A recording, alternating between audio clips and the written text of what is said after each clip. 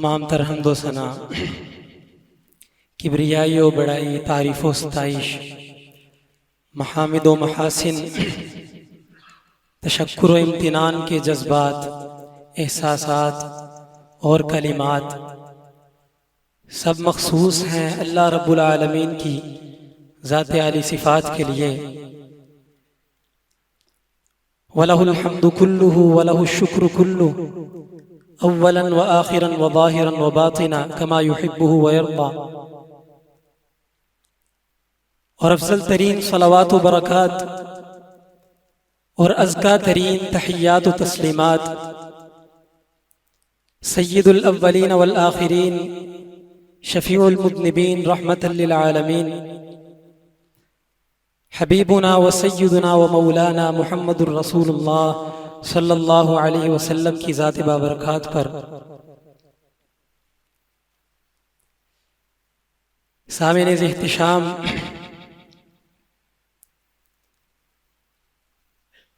रबीउल अव्वल की आमद है, जिस महीने में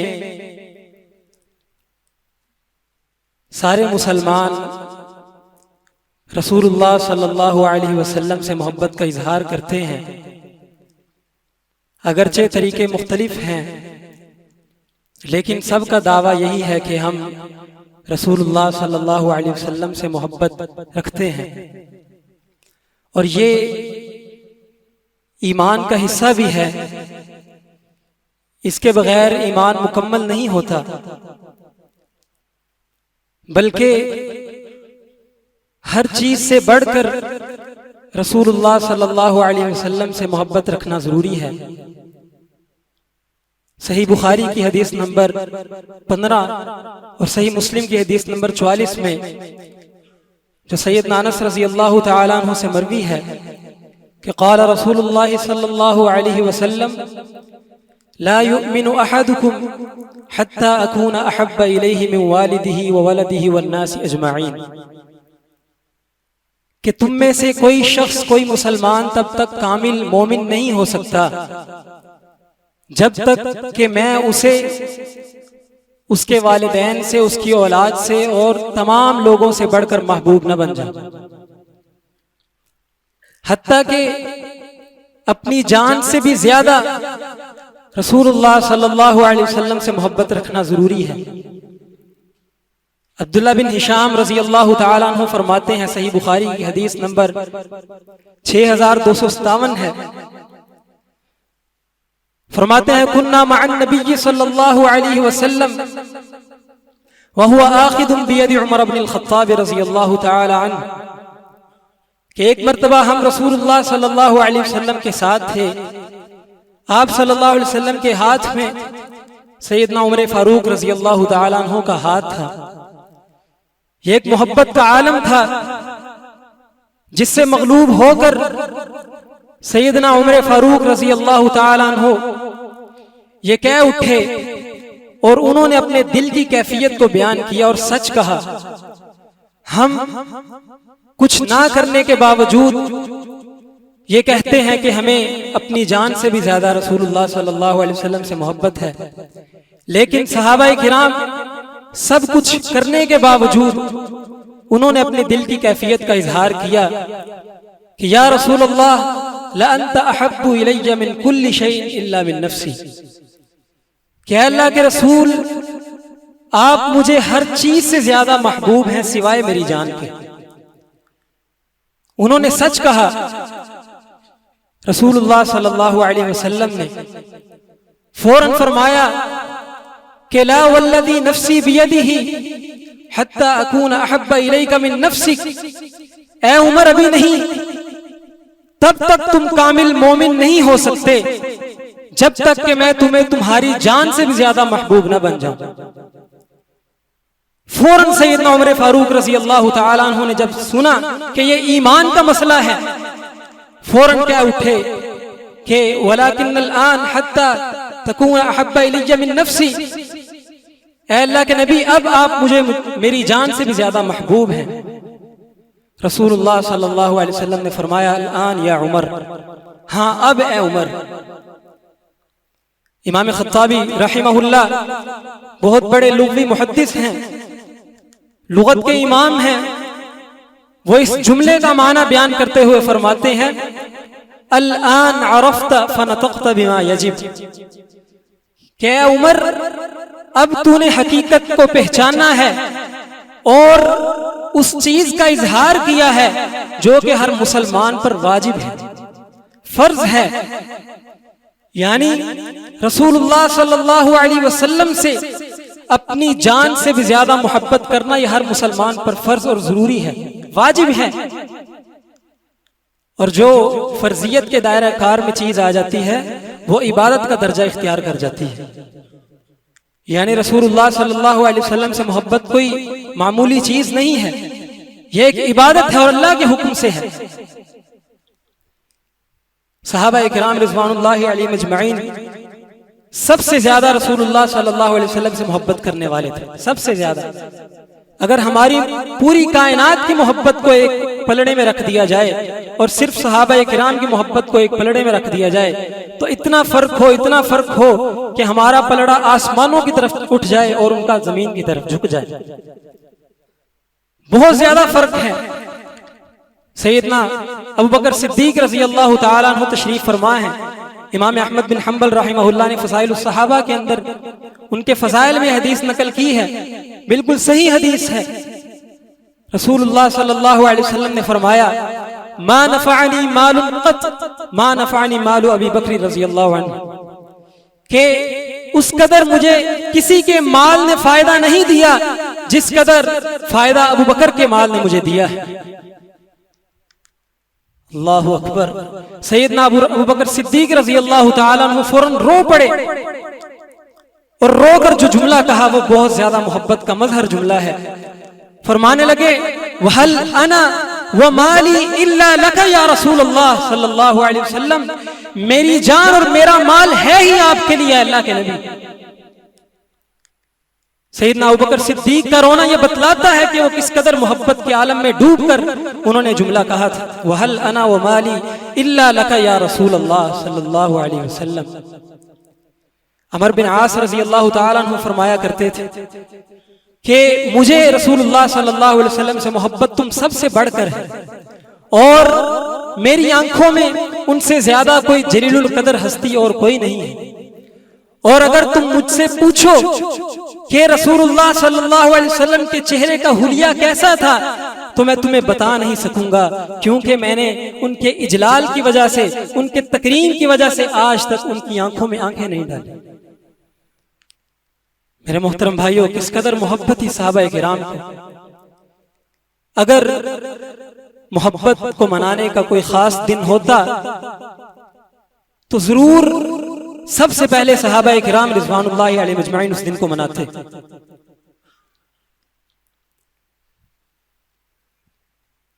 इन सब के बावजूद मेरे मोहतरम भाइयों, क्या सिर्फ रसूलुल्लाह सल्लल्लाहु अलैहि वसल्लम से मोहब्बत ही काफी है या और भी तकाजे मौजूद हैं?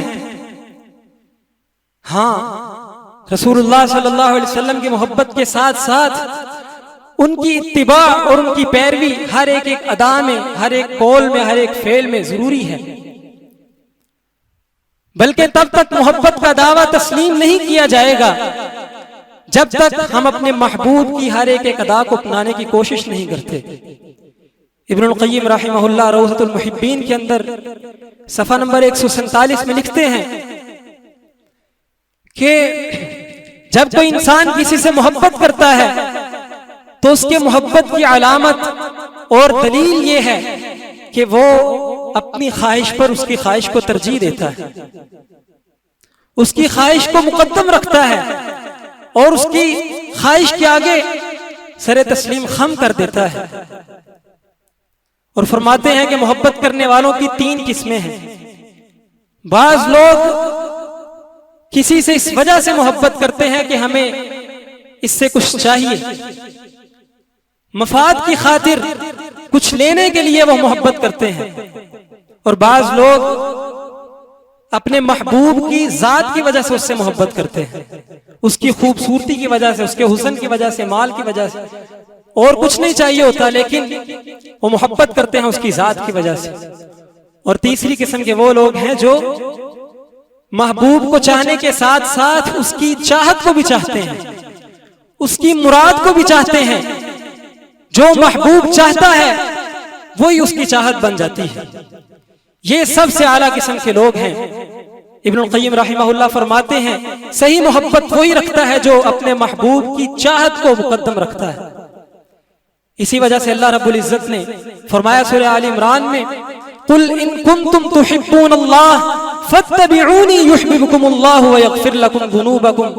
ए नबी, इनसे कह दीजिए अगर तुम अल्लाह रब्बुल इज्जत से मोहब्बत का दावेदार हो तो फिर अल्लाह रब्बुल इज्जत ने एक कसवटी और एक मेयार मुकर्रर किया है, और वो है इत्तिबाए रसूलुल्लाह सल्लल्लाहु अलैहि वसल्लम की पैरवी।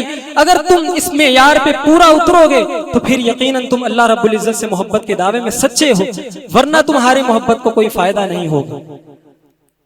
इत्तिबाए रसूल और रसूलुल्लाह सल्लल्लाहु अलैहि वसल्लम की पैरवी ये मोहब्बत के लिए जरूरी है। और फिर अल्लाह रब्बुल इज्जत ने अंबिया और रसूल की बेअसत का मकसद ये करार दिया, भेजने का मकसद ये करार दिया, जैसा कि सूरह निसा में फरमाया, वमा अरसलना मिर रसूलिन इल्ला लियुताअ बिइज़्निल्लाह, कि हमने जो भी रसूल भेजा उसको भेजने के पीछे एक मकसद है कि उसकी अल्लाह के हुक्म से इताअत की जाए, अल्लाह के हुक्म से उसकी पैरवी की जाए, अल्लाह के हुक्म से। यानी अगर हम रसूलुल्लाह सल्लल्लाहु अलैहि वसल्लम की इत्तिबा और पैरवी करते हैं तो ये अल्लाह का हुक्म हम मानते हुए करते हैं, अल्लाह का हुक्म मान रहे हैं। और अगर हम रसूलुल्लाह सल्लल्लाहु अलैहि वसल्लम की इत्तिबा नहीं कर रहे तो हम अल्लाह के हुक्म को ठुकरा रहे हैं। यही वजह है कि जब मुशरिकीन मक्का ने रसूलुल्लाह सल्लल्लाहु अलैहि वसल्लम की तकज़ीब की, उन्हें झुठलाया, उनके हुक्म को ना माना, तो अल्लाह रब्बुल इज्जत ने इसकी निस्बत अपनी तरफ की और फरमाया कि क़द नअलमु इन्नहु लयहज़ुनुका अल्लज़ी यक़ूलून फ़इन्नहुम ला युकज़्ज़िबूनका वलाकिन्न अज़्ज़ालिमीन बिआयातिल्लाहि यजहदून, कि ये दर हकीकत आपको नहीं झुठला रहे बल्कि इनके दिलों के अंदर अल्लाह की आयात का बोझ छुपा हुआ है। ये अल्लाह की आयात को ठुकरा रहे हैं, अल्लाह की आयात का इनकार कर रहे हैं। इसलिए रसूलुल्लाह सल्लल्लाहु अलैहि वसल्लम की बात को ना मानना ये अल्लाह का हुक्म, अल्लाह के हुक्म अदूली है, और रसूलुल्लाह सल्लल्लाहु अलैहि वसल्लम की इताअत ये ऐन अल्लाह रब्बुल इज्जत की इताअत है। इसी वजह से सूरह निसा ही में अल्लाह रब्बुल इज्जत ने फरमाया, मन युतिइर रसूल फक़द अता अल्लाह, कि जिसने रसूलुल्लाह सल्लल्लाहु अलैहि वसल्लम की इताअत की उसने हकीकत में अल्लाह की इताअत की। गोया ये अल्लाह रब्बुल इज्जत का हुक्म भी है और अल्लाह रब्बुल इज्जत की इताअत भी है। और फिर अल्लाह रब्बुल इज्जत ने इसी इताअत के अंदर हिदायत को महसूर और मुक़य्यद कर दिया है, मुनहसिर कर दिया है कि जब तक तुम रसूलुल्लाह सल्लल्लाहु अलैहि वसल्लम की इताअत नहीं करोगे तब तक तुम हिदायत याफ्ता नहीं हो सकते। सूरह नूर आयत नंबर 56 में अल्लाह रब्बुल इज्जत ने फरमाया, व इन तुतीऊहु तहतदू, अगर तुम रसूलुल्लाह सल्लल्लाहु अलैहि वसल्लम की इताअत करोगे तो हिदायत याफ्ता होगे। ये उसलूबे शर्त है, यानी अगर ये शर्त पाई जाएगी तो फिर उसका नतीजा निकलेगा।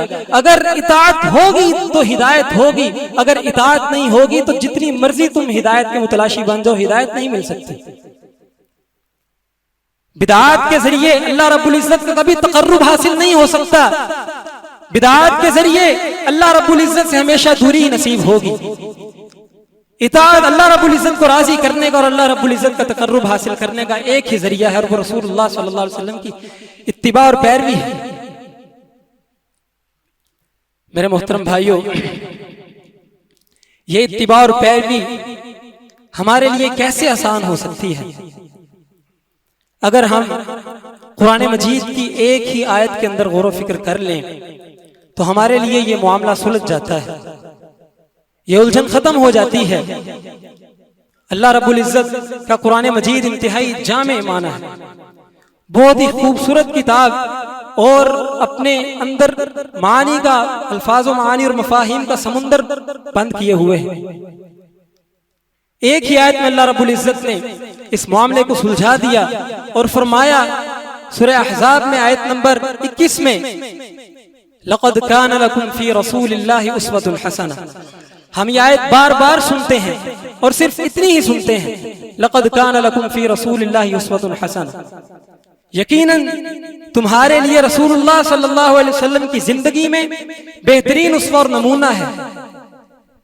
ये हम आयत सुनते हैं और समझते हैं, लेकिन अगला जो टुकड़ा है जिसका इस पिछले टुकड़े के साथ इंतहाई गहरा ताल्लुक है, हम उस आयत को कभी नहीं सुनते और ना समझने की कोशिश करते हैं। आगे अल्लाह रब्बुल इज्जत ने क्या फरमाया, लिमन काना यरजुल्लाह वल यौमल आखिर व ज़करल्लाह कसीरा। ये रसूलुल्लाह सल्लल्लाहु अलैहि वसल्लम की जिंदगी किसके लिए नमूना है और कौन इस जिंदगी को अच्छी तरह अपना सकता है, कौन रसूलुल्लाह सल्लल्लाहु अलैहि वसल्लम की आसानी के साथ पैरवी और इत्तिबा कर सकता है, वो शख्स जिसकी उम्मीदों का मरकज अल्लाह रब्बुल इज्जत की जात हो, जो दुनिया से कुछ नहीं चाहता, दुनिया से अपना सिला नहीं चाहता, अमल करता है तो अल्लाह रब्बुल इज्जत के लिए करता है, अल्लाह रब्बुल इज्जत पर ईमान रखने वाला है, अल्लाह रब्बुल इज्जत के लिए अमल करने वाला है, वल यौमल आखिर, और आखिरत के दिन पर ईमान रखता है, आखिरत के दिन के लिए अमल करता है, इखलास के साथ अमल करता है, दुनिया से लेने के लिए नहीं अमल करता। वज़करल्लाह कसीरा, और तीसरी सिफत क्या है कि कसरत के साथ अल्लाह रब्बुल इज्जत का जिक्र करने वाला है। जिक्र भी और जुक्र भी, जिक्र भी और जुक्र भी। जिक्र लिसानी को कहा जाता है, जुबान से अल्लाह रब्बुल इज्जत का जिक्र करना और अपनी जुबान को अल्लाह के जिक्र से तर रखना, ये जिक्र है। और जुक्राने क़ल्बी, दिल से अल्लाह रब्बुल इज्जत को याद रखना, हर वक्त अल्लाह रब्बुल इज्जत का तसव्वुर इंसान के दिल में मुस्तहज़र रहे, जब भी कोई गुनाह करने लगे फौरन अल्लाह रब्बुल इज्जत की याद उसे रोक दे। ये दिल से अल्लाह रब्बुल इज्जत को याद रखना, ये इंसान को कभी नुकसान और घाटे में नहीं जाने देती। इसी वजह से सैयदना मूसा अलैहिस्सलातु वस्सलाम, जब अल्लाह रब्बुल इज्जत ने उन्हें फिरौन के पास भेजना चाहा तो ये हुक्म दिया था, वला तनिया फी ज़िक्री, मेरे जिक्र मेरी याद में कमी ना करना, सुस्ती और कोताही ना करना। इसका नतीजा क्या हुआ कि जब पीछे फिरौन का पूरा लश्कर खड़ा है, आगे समुंदर की बड़ी बड़ी लहरें हैं, दरमियान में मूसा अलैहिस्सलातु वस्सलाम और उनकी कौम बनी इसराइल फंसी पड़ी है। मूसा अलैहिस्सलातु वस्सलाम की कौम ने अब कह दिया, इन्ना लमुद्रकून, हम तो अब पकड़े गए, अब हम नहीं बचते। लेकिन मूसा अलैहिस्सलातु वस्सलाम दिल से अल्लाह रब्बुल इज्जत को याद रखा हुआ है। उस मोड़ पे, इतने खतरे के मोड़ पर भी अल्लाह रब्बुल इज्जत से तवक्कुल नहीं टूटा, फौरन कहा, कल्ला इन्न मअय रब्बी सयहदीन, हरगिज़ हमें ये नहीं पकड़ सकते, बिलाशुबा मेरे साथ मेरा रब है जो मेरी जरूर रहनुमाई फरमाएगा। यह है ज़ुक्रान क़ल्बी, दिल से अल्लाह रब्बुल इज्जत को याद रखना। जिस शख्स के अंदर ये तीन सिफात पैदा हो जाएं कि वो, उसकी उम्मीदों का मरकज सिर्फ अल्लाह रब्बुल आलमीन की जात हो, वो दुनिया के लिए अमल ना करे, दुनिया राजी होती है राजी हो, नाराज होती है नाराज हो, उसे सिर्फ अल्लाह रब्बुल इज्जत को राजी रखना है, और उसकी उम्मीदों का मरकज सिर्फ और सिर्फ आखिरत का दिन हो।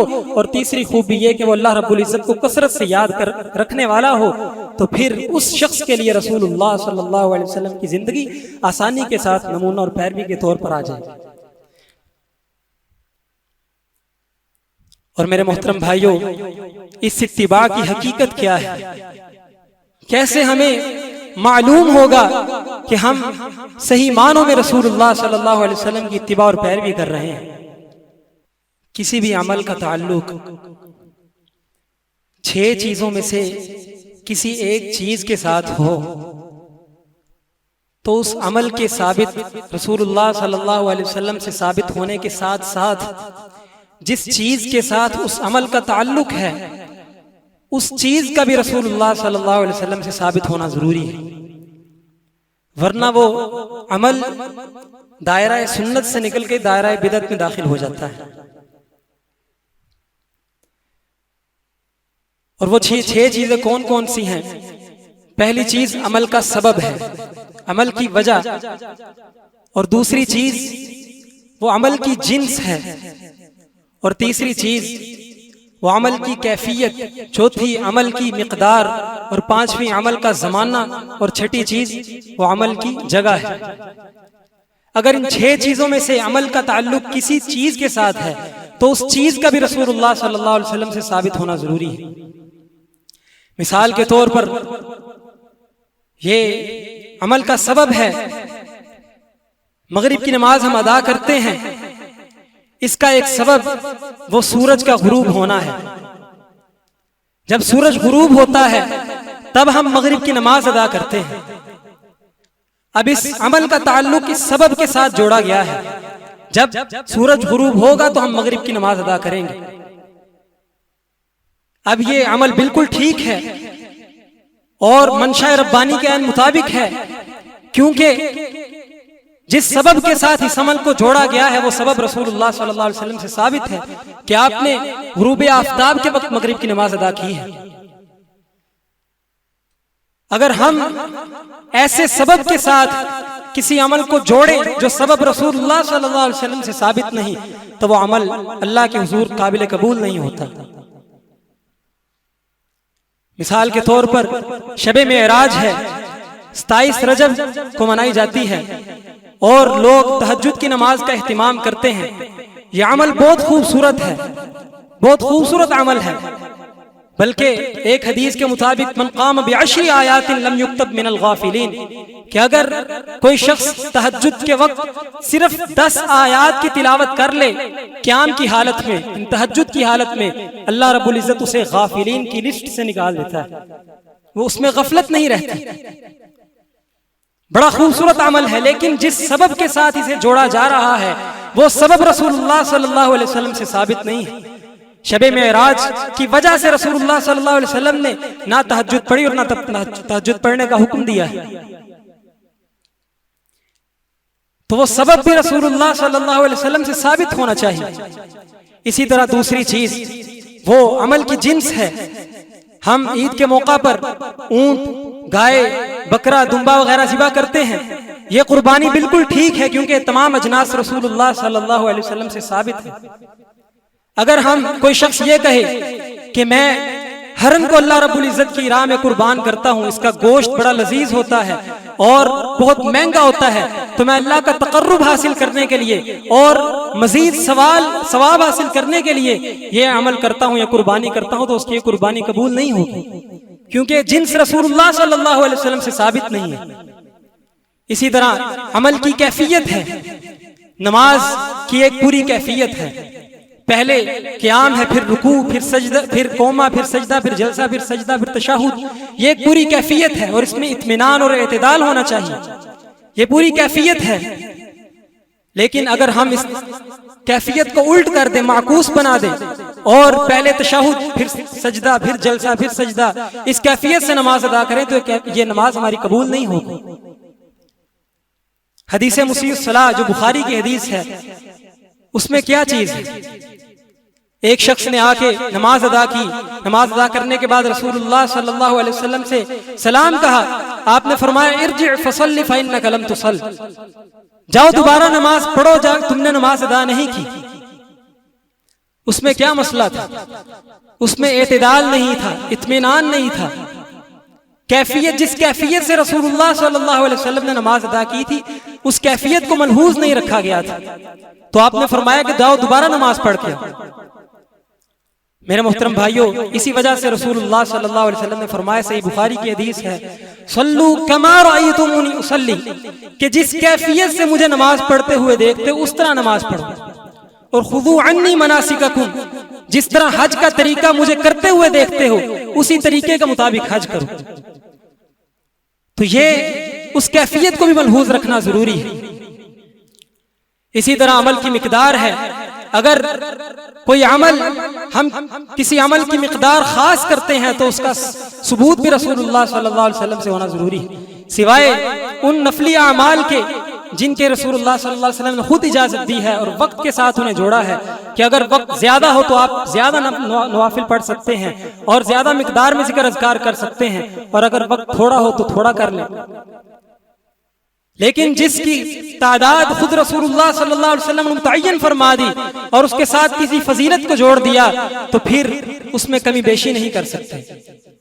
मिसाल के तौर पर 100 मरतबा जिसने दिन में ला इलाहा इल्लल्लाहु वहदहु ला शरीक लहु लहुल मुल्कु व लहुल हम्दु व हुवा अला कुल्लि शैइन कदीर, ये जिक्र पढ़ा तो उसे 5 फजीलतें बैक वक्त हासिल होती हैं।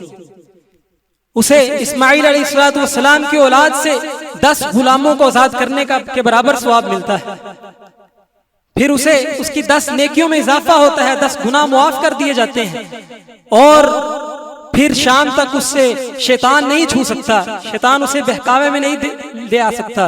और इसी तरह क़यामत वाले दिन उससे बढ़कर कोई खूबसूरत अमल अल्लाह रब्बुल इज्जत की बारगाह में पेश नहीं कर सकेगा सिवाय उस शख्स के जिसने उससे ज्यादा ये जिक्र किया हो। किस कदर ज्यादा फजीलत है, और इसकी तादाद 100 है। अगर कोई शख्स 120 मरतबा पढ़े और कहे कि 100 की तादाद इसी में आ जाती है और मुझे फजीलत हासिल हो जाएगी, तो फिर रसूलुल्लाह सल्लल्लाहु अलैहि वसल्लम का 100 की मिकदार मुतय्यन करने का फायदा क्या है? उलमा इकराम का यही फतवा है कि 100 मरतबा ही पढ़ेंगे तब हमें ये फजीलत हासिल होगी। इसी तरह अमल की जगह है। अगर कोई अमल किसी हम खास जगह पे करते हैं तो उस जगह का भी साबित होना रसूलुल्लाह सल्लल्लाहु अलैहि वसल्लम से जरूरी है। अब वकूफ अरफा है, मैदान अरफात के अंदर हम करते हैं, तवाफ है, ये बैतुल्लाह के इर्द गिर्द किया जाता है। अगर यह अमाल हम किसी और जगह पे शुरू कर दें तो क्या वो हज बन सकेगा? क्या वो अमल अल्लाह रब्बुल इज्जत की बारगाह में कबूल हो सकेगा? जिस तरह के सहून का हज है, जो गरीबों का हज कहा जाता है, वहां पे बैतुल्लाह भी बनाया गया और उसके इर्द गिर्द तवाफ भी किया जाता है। मेरे मोहतरम भाइयों, ये बिदअत है और ये अल्लाह रब्बुल इज्जत के हुजूर ये वबाल बन जाएगा। मन अहदथ फी अमरिना हादा मा लैसा मिन्हु फहुव रद्दुन।